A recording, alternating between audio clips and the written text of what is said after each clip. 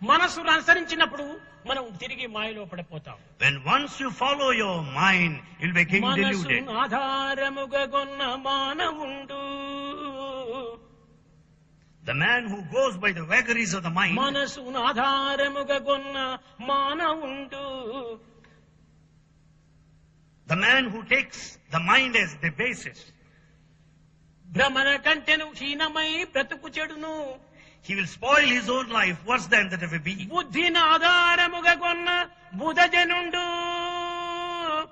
An intelligent man who goes by his intellect. మాధవునిగను మారును మదియందు.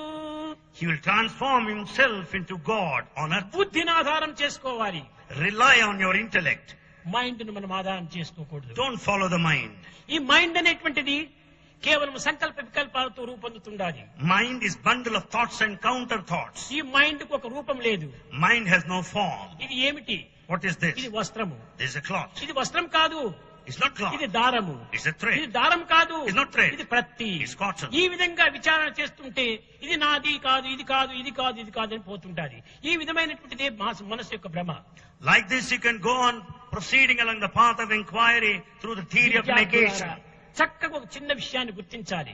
Students understand this simple thing clearly. నా దేహము, My body, నా మనసు my mind. అంటే ఏమర్థం? What's the meaning?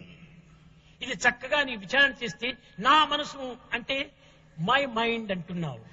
My mind, you say so. నా దేహం అనుకుంటే మై బాడీ అనుకుంటున్నాము. When you claim that your body, you say my body. సరైన అర్థం కాదు. It doesn't convey proper meaning. నా దేహము, My నా body. అనగా కాదు, దేహము నేను కాదు. నా దేహము, దేహము నేను కాదు. Na means no. Deha, body. I am not the body. నా మనసు, మనసు నేను కాదు. Na, no. Manas, ఈ mind. I am not the Vedanta mind. తత్వమునందు చక్కగా ప్రవేశించి దీనిని విచారణ చేస్తూనే వస్తే మనసు నేను కాదు, బుద్ధి నేను కాదు, మనసు నేను కాదు, సెన్స్ నేను కాదు, ఏది నేను కాదు. ఎవరు నీవు? I am I. నేను నేనే. Like this, Vedanta will explain clearly that you are not the body, that you are not the mind, you are not the intellect, that you are not the senses. Then ఈ who are you? వేదాంతం నందు కూడాను అహం బ్రహ్మాస్మి అన్నారు. In Vedanta, you say that Aham Brahmasmi. ఇది కూడాను ప్రాకృతమైనటువంటి యొక్క అర్థమే కానీ బ్రహ్మతత్వంతో కూడినటువంటి అర్థం కాదు. It's also worldly interpretation, but not the actual divine principle. ఈ జగత్తు యొక్క స్వరూపాన్ని పురస్కరించుకొని వేదములు 4 వేదములందు కూడాను అహం బ్రహ్మాస్మి, ప్రజ్ఞానం బ్రహ్మ, అయమాత్మ బ్రహ్మ, తత్వం అసి అనే మహావాక్యాలను రూపొందాయి. The 4 Vedas declare Mahavakyas. Aham Brahmasmi, Prajnanam Brahma. ఈ వేదమంతా కూడాను ద్వైతమే. The entire Veda is dualism. కాబట్టి వేదములే ద్వైతమైనప్పుడు ఇంకా మనకి ఎక్కడ అద్వైతం చిక్కుతుంది? When Veda itself is dualism, how do you expect non-dualism? జగత్తులో ఏది నాకు కావాలి, ఏది నాకు సుఖము, ఏది నేను అనుభవించాలి, ఏది నా మార్గము అనేటువంటిది తెలపడానికే ఈ వేదములంతా ఆవిర్భవించాయి. Veda is meant to make you and to show you the path to be happy, to be comfortable, and the actual Brahmachari path to ఎట్లా ఉండాలి, divinity. గృహస్థుడు ఎట్లా ఉండాలి, వానప్రస్థుడు ఎట్లా ఉండాలి, సన్యాసి ఎట్లా ఉండాలి. Veda tells you how a celibate should conduct himself, how a householder ఇవన్నింటినీ should conduct himself. బోధించేటువంటిది వేదము. Veda teaches our code of కానీ conduct. వేదము ద్వైతమే. But Veda is dualism. కానీ వేదాంతము అద్వైతం. But Vedanta is ఆ non-dualism. వేదాంతమే ఉపనిషత్తుడు. That Vedanta is Upanishad. ఆ వేదాంతమునందు కూడాను దీనిని ఖండిస్తూ వచ్చింది. In Vedanta also negates these అహం ideas. బ్రహ్మాస్మి, ఇందులో 2 ఉంటుండాలి. When it is said Aham Brahmasmi, there is dualism. నేను బ్రహ్మను, I am Brahma. నేను బ్రహ్మ 2 ఉంటున్నాయి. Here too I and Brahma. Dualism, not non-dualism. ఈ విధమైనటువంటి మార్గం నందు దైవత్వమైనటువంటి సర్వత్రా కూడా ఉంటుండాలి. In this path you can understand that divinity is everywhere. కానీ మన అజ్ఞానం చేతను, మన యొక్క విచారణ చేతను సత్యాన్ని గుర్తించుకోలేక అనేక విధములైన బాధలకు గురి అయిపోతున్నాం. Because of our ignorance, we suffer. We are put to so many troubles. దీనికి చిన్న ఉదాహరణ, A small example. ఈనాటి యొక్క పేరు ప్రతిష్టలను పురస్కరించుకొని మనం చక్కగా గుర్తించాలి. You can understand what is popular in the modern times. Today, ఈనాడు గురు పూర్ణిమ అన్నాము. today is called Guru Purnima. ఇది సరి అయినటువంటి యొక్క పదం కాదు. It is not the exact word. ఈ గురు పౌర్ణిమ అనేటువంటిది ఎవరో కొంతమంది పండితులుగా ఉండినటువంటి వారు గురువుగా ఉంటుండి శిష్యులను వశం చేసుకోవాలనే ఉద్దేశంతో దీనికి గురు పౌర్ణిమ అని పేరు పెట్టిండొచ్చు.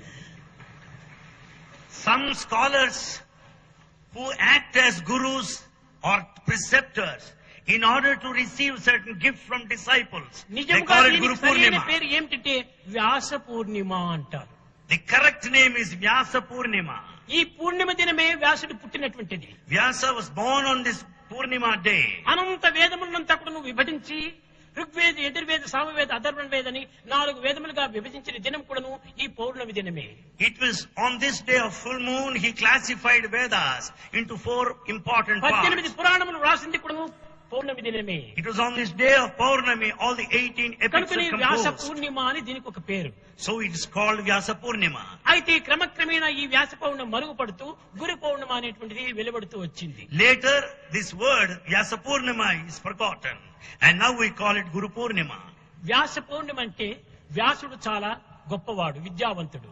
Vyasa is highly knowledgeable, the one of wisdom. అనంతమైనటువంటి వేదములను అల్పాయుష్షు కలిగినటువంటి మానవుడు దీని అధ్యయనం చేయలేడు. Man with short lifespan cannot go through the infinite knowledge of అన్ని Veda. వేదముల నుండి ఉండినటువంటి యొక్క రుక్కులను ప్రత్యేకం చేసి దీనికి ఒక ఋగ్వేదము అని పెట్టాడు.